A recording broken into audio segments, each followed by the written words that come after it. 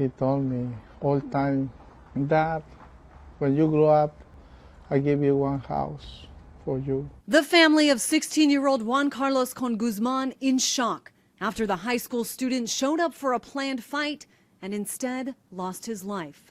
Court documents show he was brutally beaten with a baseball bat, his neck repeatedly chopped with a machete, his dismembered body thrown into the river. Police say the suspects are undocumented immigrants from El Salvador.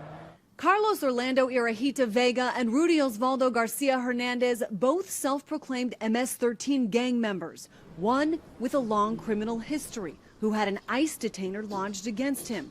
But King County in Washington state, where the murder occurred, has a sanctuary law, preventing local law enforcement from sharing information with federal ICE officials. This was a preventable murder.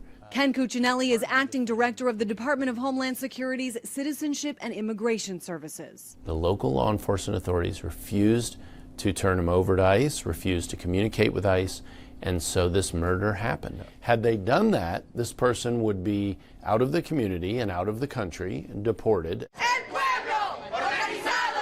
But supporters of the laws say they're necessary to protect other undocumented immigrants. Sanctuary cities laws were always put in place to make sure that everybody felt like they could reach out to the law enforcement. When they're seeing a crime on the street, they're being abused by a spouse, that they could still reach out, not being concerned about their immigration status. The merits of sanctuary laws could be part of the discussion should Congress decide to take up comprehensive immigration reform.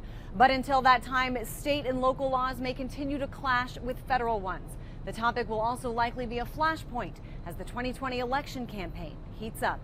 On Capitol Hill, I'm Christine Frizzao.